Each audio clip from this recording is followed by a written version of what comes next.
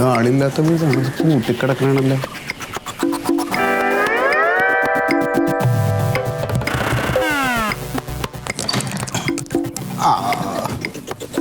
നമസ്കാരം സാർ.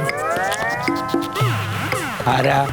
ഞാൻ ഈ മുനിസിപ്പാലിറ്റിന്നേ ഇതൊരു സർവേന്റെ ഭാഗമായിട്ട് വന്നതാണ്. അതെ, ഇരിക്കും.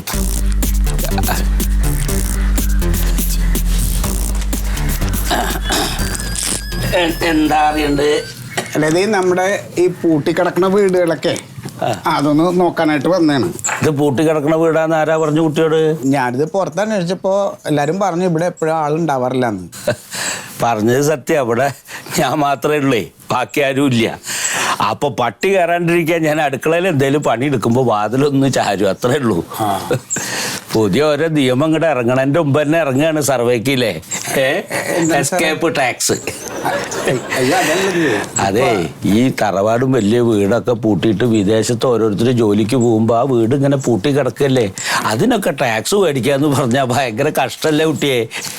സാർ, ഇത് ഞാൻ ഉണ്ടാക്കിയ നിയമമല്ല, ഇത് ഗവൺമെന്റിന്റെ ഓരോ നിയമങ്ങളല്ലേ, നമുക്കതനുസരിക്കുക, അതിന്റെ സർവേ എടുക്കുക, കൊടുക്കുക.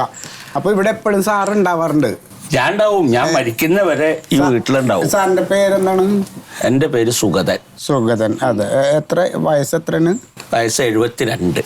72 അല്ലേ? 72 വയസ്സായപ്പോ നോക്ക് ഒറ്റയ്ക്കായി, വലിയൊരു വീടും ഇവിടെ ഒറ്റയ്ക്ക്. ഞാനൊന്ന് ചോദിച്ചോട്ടെ? ഞാൻ പറയട്ടെ, ഇവിടെ ആരോട് ചോദിച്ചാലും പറയും സുമേഷ് നായരുടെ തറവാട് എൻ്റെ അച്ഛനാ. എൻ്റെ അച്ഛൻ 9 മക്കളാ, അതിലെ ഇളയ മോനാണ് ഞാൻ. ഞാൻ പറയട്ടെ, എന്തത് കുട്ടി, ഒരുപാട് കുട്ടികളെ പഠിപ്പിച്ചൊരു അധ്യാപകനാണ് ഞാൻ. ഞാൻ പറയുമ്പോ ക്ഷമയോടുകൂടി കേട്ടിരിക്കണം, എന്നിട്ടേ സംശയം ചോദിക്കാവൂ. ഞാൻ പറയട്ടെ. അപ്പോ ഈ 9 മക്കളിലെ ഇളയ കുട്ടിയാണ് ഞാൻ. ബാക്കി ചിലരൊക്കെ മരിച്ചുപോയി, ചിലരൊക്കെ വേറെ സ്ഥലത്ത് ഭാഗം കിട്ടിയപ്പോ കുടുംബമൊക്കെ ആയിട്ട് പോയി. ഇളയ മകനായതുകൊണ്ട് തറവാട് എനിക്ക് തന്നു. ഞാനൊന്ന് ചോദിച്ചോട്ടെ സാർ? ഞാൻ പറയട്ടെ. അല്ലാതെ ഈ സാറിന്റെ കുടുംബം ഇവിടെ, വൈഫ്, മക്കള്, അവരൊക്കെ ഇവിടെ ഉണ്ടോ ഇല്ലയോ? അതല്ലേ ഞാൻ പറയണേ, പിന്നെ എന്തിനാ ഇടയ്ക്ക് കയറണത്? അപ്പൊ അവരൊക്കെ പോയപ്പോ ഈ തറവാട് ഇളയ മകനായ എനിക്ക് കിട്ടി. മനസ്സിലായോ? എനിക്കൊരു ഭാര്യയും ഒരു മോളും. എല്ലാവർക്കും ഒരു ഭാര്യയാണല്ലോ. അതാരാ തന്നോട് പറഞ്ഞു? 2-3 ഭാര്യമാരുള്ള ആൾക്കാരെ ഞാൻ കാണിച്ചു തന്നാലോ? അത് നമ്മൾ കുടുംബത്തിൽ പറഞ്ഞവർക്ക്. ഞാൻ പറയട്ടെ, കുടുംബത്തിൽ പറഞ്ഞവർക്ക് ഓരോ ഭാര്യ ഉണ്ട്. എന്റെ ഭാര്യ ഇപ്പൊ കാനഡയിലാണ്. ഇവിടെ ഇല്ല. എനിക്കൊരു മോളുണ്ട്, അവളിപ്പോ പ്രസവിച്ചു.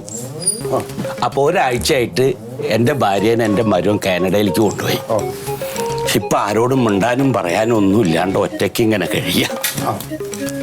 അല്ല, അത് ഇപ്പൊ സാർ മാത്രമാണ് ഇവിടെ ഇപ്പൊ ഉള്ളത്. അതുകൊണ്ട് നമുക്ക് കുറച്ചു നേരം സംസാരിച്ചിരിക്കാം. കുട്ടിയുടെ വീട്ടിൽ ആരൊക്കെ ഉണ്ട്? അല്ല സാറേ, അതെ, എനിക്ക് ഇതിപ്പോ വർത്താനം പറഞ്ഞിട്ട് ഇരിക്കാനുള്ള സമയമില്ല. കാരണം ഉച്ചയ്ക്ക് മുമ്പ് ഇത്ര വീട് തീർക്കണമെന്നുണ്ട്, അതുകൊണ്ടാണ്. അല്ല, ഇവിടെ ഇപ്പൊ ഈ ചുറ്റുവട്ടത്ത് ഉച്ചയ്ക്ക് മുമ്പ് തീർക്കേണ്ട വീടുകളുടെ എല്ലാ ലിസ്റ്റും ഞാൻ പറഞ്ഞുതരാം. ആരുടെയൊക്കെ വീട്ടിൽ ആരൊക്കെ ഉണ്ട്, എത്ര മക്കളുണ്ടെന്ന് ഞാൻ പറഞ്ഞു തന്നാ പോലെ. എന്റെ സാറേ, അതല്ല, എനിക്ക് നേരിട്ട് പോയിട്ടാണ് ഇതെല്ലാം എഴുതിയെടുക്കേണ്ടത്.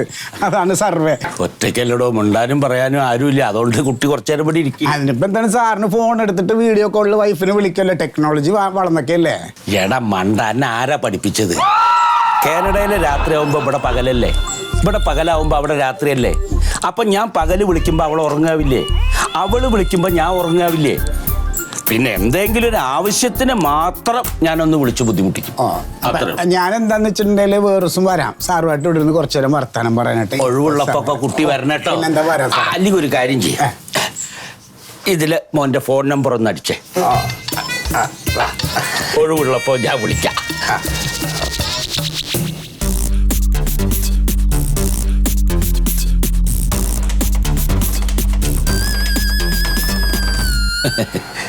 വാട്സപ്പ് ഈ നമ്പറിലല്ലേ? എല്ലാം ഇതിലാണ്. ഞാൻ ഇറങ്ങിക്കോട്ടെ? അല്ല, ഞാൻ ഒന്നങ്ങോട്ട് കോൾ ചെയ്യാം. എന്റെ നമ്പർ ഒന്ന് ഫീഡ് ചെയ്തോ.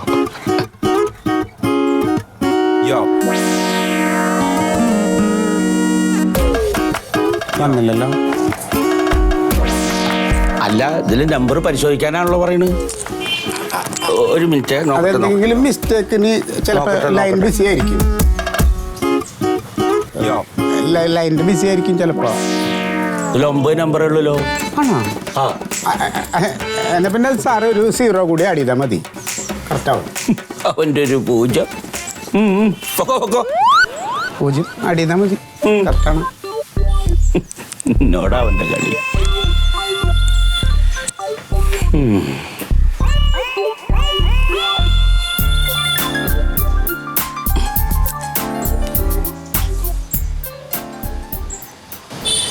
ആ ശീതള,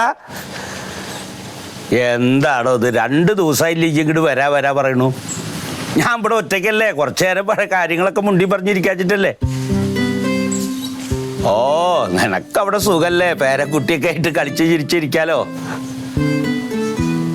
ഇനി ഞാൻ വിളിക്കില്ല, നിനക്ക് ഇഷ്ടമുണ്ടെങ്കിൽ വാ. കഞ്ഞി വെച്ചിട്ടുണ്ട്. ആ പിന്നെ തക്കാളി അയ്യോ, ഞാൻ പിന്നെ വിളിക്കാം. തക്കാളി കറി. അയ്യോ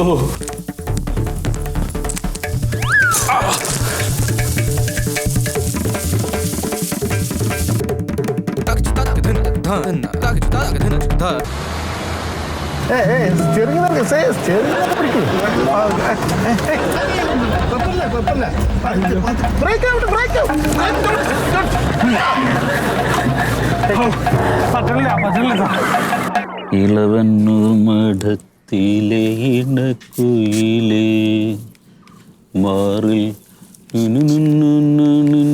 കൊണ്ടുറക്കമായോ. അയ്യോ, അതിന്റെ കൂട്ടൊക്കെ പിടുത്തം തുടങ്ങിയ നമ്പുരാനെ. എന്തൊരു ചൂടല്ലേ. നിന്നോട് ഞാൻ ഒരു ഗ്ലാസ് മോരും വെള്ളം എടുക്കാൻ പറഞ്ഞിട്ട് അതും കൊണ്ടല്ലേ വരുന്നത്. ഇതാ പിടിച്ചോ. എല്ലാം വാടിപ്പോയല്ലേ. പിന്നെ ഒരു കാര്യം പറയട്ടെ. ഓ പറഞ്ഞോ. ഇത് കണ്ടോ, ഇതാ ഞാൻ അന്ന് പറഞ്ഞ സ്ഥലം കണ്ടോ.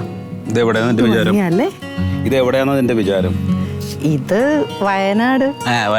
വയനാട് തോൽപ്പെട്ടി. ഇതാണ് ആ മണാലി പോകുന്നതിന് മുമ്പ് ഞാൻ പറഞ്ഞില്ലേ ഇവിടെ പോകാനാ പറഞ്ഞേ. അപ്പൊ നീക്ക് മണാലി തന്നെ പോകണം. അത് പിന്നെ എല്ലാരും പറഞ്ഞു ഭയങ്കര രസമുള്ള സ്ഥലമാന്ന്. അതുകൊണ്ടല്ലേ ഇതിപ്പോ നമുക്ക് എപ്പോ വേണമെങ്കിലും പോവാലോ എന്ന് ഞാൻ അന്ന് വിചാരിച്ചു. ഇന്ന് സാരില്ല, സത്യേട്ടന്റെ ഇഷ്ടം പോലെ നമുക്ക് ദേ വയനാട് പോണം. കണ്ടോ എന്ത് രസം അത്. കണ്ടോ, അതിനകത്ത് ഏറുമാടത്തിലൊക്കെ നമുക്ക് താമസിക്കാം. ഞാൻ മുമ്പ് പ്രാവശ്യം പോയിട്ടുണ്ട് ഇവിടെ, ഇപ്പോഴല്ല കുറെ മുമ്പ്. ഇതാരാ നോക്കൂ. രണ്ടാളും കൂടി പൂന്തോട്ടത്തിലാണോ? ഇതെന്താ ഈ വഴിക്കൊന്നും കാണല്ലോ. ഞാൻ വരലൊക്കെ ഉണ്ട് ചങ്ങാതിയോളെ. നിങ്ങള് രണ്ടാളും ഇവിടെ ഇല്ല. വരുമ്പോ രണ്ടാളും യാത്ര പോവലാണ്, ടൂറ് പോവലാണെന്നൊക്കെയാണ് ഇപ്പൊ ഞങ്ങളെ കഴിഞ്ഞ ആഴ്ച മണാലി ഒന്ന് പോയി. ഓ, കുളു മണാലി. അതെ അതെ, ഗംഭീര സ്ഥലം അല്ലേ. നല്ല സ്ഥലം. തണുപ്പൊക്കെ നമുക്ക് താങ്ങാൻ പറ്റുന്നതാണ്. ചോദിച്ചു നോക്ക്. അതൊന്നും നമ്മൾ നോക്കണില്ല, നമ്മളങ്ങ് പോവന്നെ. എന്താ എനർജി ഒരു പടി കൂടി. അത് ഈ 60s ന്യൂ 30 എന്ന് പറയണത് നിങ്ങളെ കുറിച്ചാണ്. അല്ല, ശീതളം പ്രായം കൂടിയിട്ടൊന്നുമില്ല. അല്ല, പ്രായത്തിന്റെ അല്ല, പ്രാരാബ്ധാണ്. ഞങ്ങൾക്ക് പിന്നെ ഒന്നും നോക്കാനില്ലല്ലോ, കുട്ടികളും മക്കളൊന്നും ഇല്ല. അപ്പൊ പിന്നെ എവിടക്കെങ്കിലും ഒക്കെ അങ്ങോട്ട് പോവും, സന്തോഷിക്കുക. വേറെന്താണ്? അതന്നെ, നമുക്ക് കിട്ടിയത് നമ്മൾ സന്തോഷത്തോടെ അങ്ങോട്ട് സ്വീകരിക്കുക. അല്ലാതെ ഞാനിപ്പോ എന്താ വെച്ചാൽ നമ്മള് ഈ പറഞ്ഞ മാതിരി കുട്ടികളെ വളർത്തി ഉണ്ടാക്കി അവരൊക്കെ ഒരു പാത്തിക്കൊക്കെ ആക്കിയെന്നൊന്നും സ്വസ്ഥത കിട്ടുമെന്ന് വിചാരിച്ചു. അപ്പൊ അത് അവരെ മക്കളെയും കൂടി നോക്കേണ്ട അവസ്ഥ നമുക്ക്. ഇപ്പൊ ഈ വേഗത്ത് എവിടെ പോയിട്ട് വരിക? ഇല്ല, ഞാനേ ഡ്രൈവിംഗ് സ്കൂൾ വരെ ഒന്ന് പോയി. എന്ത് പറ്റി? ഒന്നും പറ്റിയിട്ടല്ല, ഡ്രൈവിംഗ് ഒക്കെ ഒന്ന് പഠിക്കാന്ന് വെച്ചു. ഡ്രൈവിംഗ് പഠിക്കേ? അല്ല, ഇപ്പൊ എന്താ ചെയ്യാ, അത്യാവശ്യം വന്നാ നമ്മൾ ഇതൊക്കെ ചെയ്യണല്ലോ. സർവീസിലിരിക്കുന്ന സമയത്ത് നമ്മളെ കൊണ്ടാക്കാനും കൊണ്ടുവരാനൊക്കെ ആൾക്കാരുണ്ട്. അപ്പൊ അത് വേണ്ടി വന്നില്ല. പിന്നെ വല്ലപ്പോഴും ഒന്ന് പുറത്ത് പോകണമെന്ന് വെച്ചാൽ വാടകയ്ക്ക് വിളിച്ചാൽ കാര്യം നടക്കും. പിന്നെ എനിക്ക് അതിനൊന്നും വലിയ താല്പര്യം ഉണ്ടായിരുന്നില്ല അന്നേ. എന്താ ഇപ്പൊ അങ്ങനെ ഒരു ഇപ്പൊ എന്താ വെച്ചാൽ അവനെ സ്കൂളിൽ കൊണ്ടാക്കണല്ലോ, കുട്ടീനെ. കൊണ്ടാക്കി കൊണ്ടുവരും വേണം. അപ്പൊ അതിനൊരു വണ്ടി ഏൽപ്പിച്ചായിരുന്നു. അപ്പൊ ഈ വണ്ടിക്കാരൻ ഈ സകലമാന കുട്ടികളൊക്കെ എടുത്തു വരുമ്പോ നേരം വൈകും. ഇനിയിപ്പൊ ഇയാളൊന്ന് നേരത്തെ വന്ന് നമ്മളൊന്ന് കുട്ടിയുടെ ബട്ടൺസ് ഒന്നും ഇടാത്തിരി വൈകി അയാളുടെ ചീത്ത വേറെ. ഇതൊക്കെ പാടെ ഇപ്പൊ പരാതി എന്തായാലും ഞങ്ങൾ അറിയാനായിട്ട് മുമ്പ് ബാംഗ്ലൂർക്ക് എത്തിയിരിക്കുന്നു. അപ്പൊ അവൻ വിളിച്ച് പറയാ, അച്ഛനൊന്ന് കുട്ടീനെ സ്കൂളിൽ കൊണ്ടാക്കി എന്താ കുഴപ്പം.